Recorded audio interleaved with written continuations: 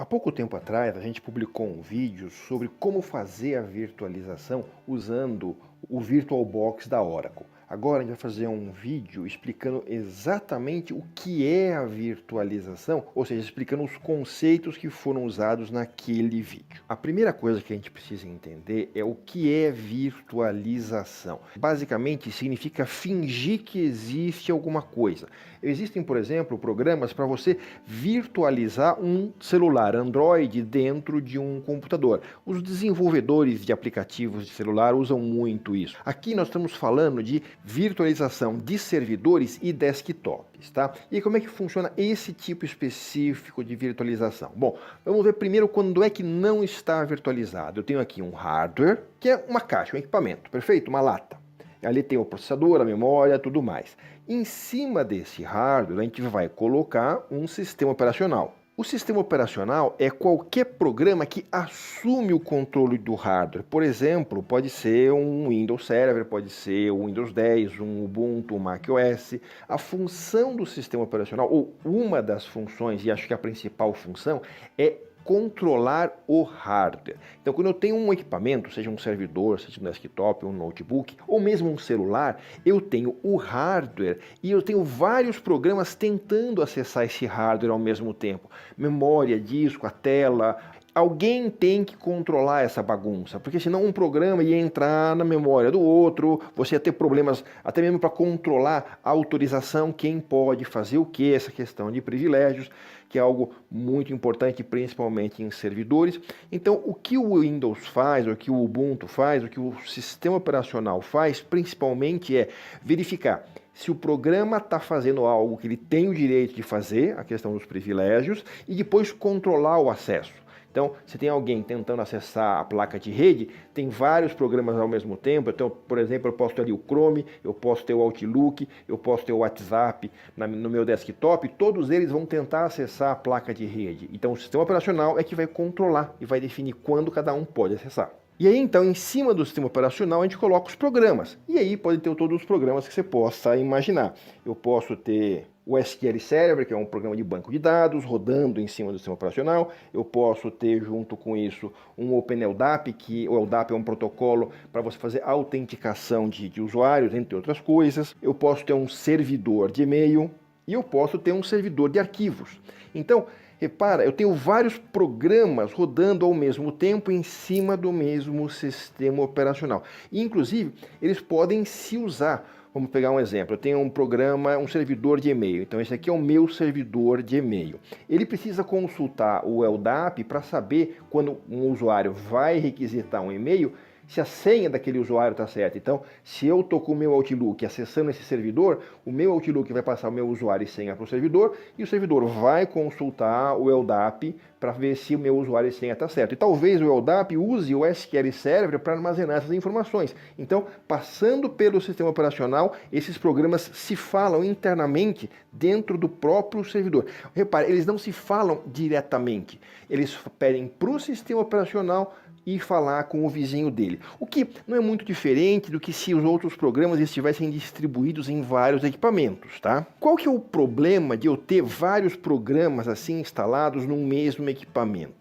Bom, vários desses problemas. Primeiro tem a questão ali de privilégios, então eu tenho vários administradores. Tudo bem, eu posso ter um administrador principal que tem ali de privilégios separados para cada administrador. Então o administrador do banco de dados não consegue ver as informações que o administrador do servidor de e-mail enxerga, mas isso dá um pouco de trabalho, isso é meio complicado e acaba gerando inclusive conflitos, né? Depois tem a questão da atualização. Tem, por exemplo, o .NET, o NET da Microsoft. De repente, o meu banco de dados funciona com o .NET 4.5, mas o administrador do servidor de e-mail quer atualizar para o 4.7 e o 4.7 não é compatível com o banco de dados. Aí quando o administrador do e-mail, do servidor de e-mail atualiza esse sistema, para de funcionar o banco de dados. Não é tão raro, isso é bastante comum, inclusive, e causa, obviamente, problemas. E depois tem a questão da própria limitação de processamento. Eu tenho um conjunto de processadores ali, mas esse processamento é dividido entre todas as aplicações. De repente, uma aplicação está sobrecarregando e as outras sofrem. Então, qual seria a opção primeiro para a gente fazer isso? Bom, ter máquinas separadas. Eu teria, então, quatro servidores, né, quatro latas separadas, ocupando espaço diferente no rack, com custos muito mais altos, porque, obviamente, se eu tenho um equipamento grande, o custo dele é menor do que 4 equipamentos pequenos que façam a mesma tarefa, né? Mas tudo bem, eu poderia fazer isso, colocar quatro servidores, cada um com o seu sistema operacional e cada um rodando um software diferente. Eu teria resolvido esses problemas, porque aí cada administrador tomaria conta do seu próprio equipamento, do seu próprio sistema operacional. Se der pau, é ele que vai resolver, e se tiver que fazer uma atualização, cada um atualiza o seu. O grande problema disso é o desperdício de recursos, porque eu acabo gastando várias máquinas, isso acaba até sendo menos eficiente em termos energéticos, novamente, porque um servidor grandão vai gastar menos energia do que fazer a mesma coisa em 4 servidores pequenininhos. Qual que seria a solução intermediária, ou a que teria melhor custo-benefício? É a gente fazer essa tal de virtualização, que é quando eu coloco para rodar neste servidorzão um software que vai simular, ele vai fingir que existem, nesse caso aqui, 4 servidores separados. Então, em termos de administração, em termos de privilégio, são 4 servidores separados. O banco de dados, o SQL Server, roda no seu próprio Windows. O servidor de e-mail também vai rodar no seu próprio Windows. A diferença é que eles estão rodando dentro da mesma máquina. Sabe quando você, por exemplo, abre o Chrome e tem ali 4 abas diferentes, cada um fazendo uma coisa diferente? É a mesma coisa aqui. É como se eu tivesse 4 abas, só que em vez de cada aba ter uma página diferente, em cada aba eu tenho um servidor completo rodando de maneira diferente, separada. E aí o nome do software que faz essa brincadeira de virtualização é Hypervisor, ou se quiser aportuguesar, hipervisor. Ele é um software, eles têm vários, a gente tem um slide daqui a pouquinho com as várias opções, você instala ele numa máquina e ele permite para o administrador criar várias submáquinas. Obviamente não existe mágica. Se eu tenho uma máquina com um processador, esses 4 sistemas operacionais aqui vão dividir esse processador. A mesma coisa na questão de memória, na questão de disco, eles vão estar compartilhando, não existe mágica, eu não estou multiplicando memória, não estou multiplicando o processamento, mas eu estou fazendo isso de maneira eficiente. Eu estou pegando um servidor grandão, como eu falei, é mais barato do que 4 pequenininhos, e dividindo ele em 4 loteamentos, né, em 4 lotes, onde cada lote tem a performance de um servidor pequeno. Então eu resolvo os meus problemas de administração, os meus problemas de compatibilidade, sem gastar mais. E veja, eu não estou obrigado a rodar o mesmo sistema operacional em cada uma dessas máquinas virtuais. Eu posso misturar vários sistemas operacionais em cada uma dessas máquinas virtuais. Então eu posso, por exemplo, ter 2 Windows Servers, um Windows 10 e 2 Ubuntu rodando em cima do mesmo servidor, em cima da mesma lata. Então eu tenho um servidorzão. Esse servidor eu estou rodando o Hypervisor e em cima desse Hypervisor eu estou abrindo 5 sistemas operacionais, sendo que são sistemas operacionais diferentes. E veja, eu consigo reiniciar, rebootar cada um deles separadamente, eu posso desligar ele se por acaso eu não estiver usando, porque uma máquina virtual ligada vai estar gastando processamento, memória, então se eu desligo o Hypervisor vai economizar isso, e dentro desse processo eu posso criar e multiplicar essas máquinas. E eu consigo também, graças aos recursos do Hypervisor, fazer algo como uma pequena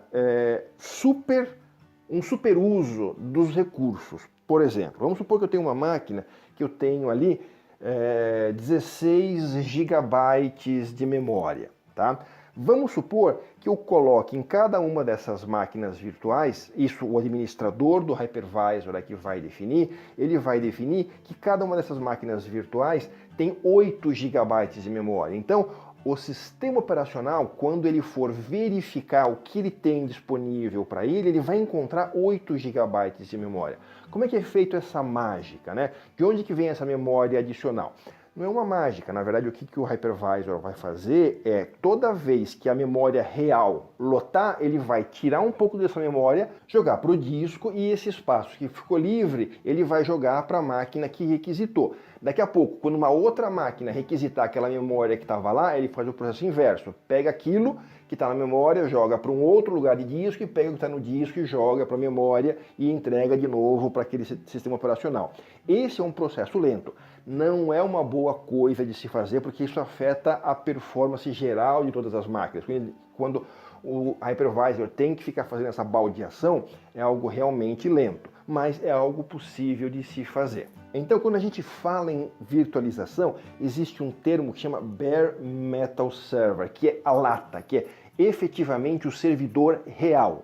Em cima desse servidor real é que a gente vai instalar o hypervisor. E dentro do hypervisor, o administrador do hypervisor vai criar as máquinas virtuais. E isso a gente chama de virtualização nativa. Esse tipo de virtualização é o mais comum nos data centers, nas grandes empresas, porque ele é o mais eficiente. O hypervisor tem contato direto com o hardware. Não existe ninguém intermediando ele. Então eu tenho uma perda menor de performance. Que é uma coisa que a gente tem que lembrar, que é o seguinte, quando eu coloco o hypervisor dentro de uma máquina, eu tenho uma perda de performance. Ou seja, eu vou gastar um pouquinho do processamento desse servidor, um pouquinho de memória desse servidor, para manter o hypervisor funcionando. Então eu tenho ali uma perda. Se eu faço o hypervisor funcionar diretamente em cima do hardware, então eu tenho a menor perda possível. Agora, isso às vezes não é uma boa ideia. Por quê? Se eu estou num data center, se eu comprei um servidor só para fazer virtualização, tudo bem, essa é a melhor opção. Mas e se eu quero fazer um teste? Se eu quero testar na minha máquina, no meu desktop, no meu notebook? Se eu fizer assim, se eu colocar o hypervisor direto nele, eu vou apagar o sistema operacional. E aí isso não vai ser uma coisa muito boa, porque eu preciso dessa minha máquina para trabalhar. Então, como é que a gente pode fazer a virtualização sem que o hypervisor assuma diretamente o controle da máquina? Existe um conceito chamado de virtualização hosted, uma virtualização através de um hospedeiro, que é o que? É quando eu rodo o hypervisor em cima de um outro sistema operacional. Então veja que interessante, eu tenho um sistema operacional, dentro desse sistema operacional eu rodo o hypervisor e dentro do hypervisor eu crio máquinas virtuais.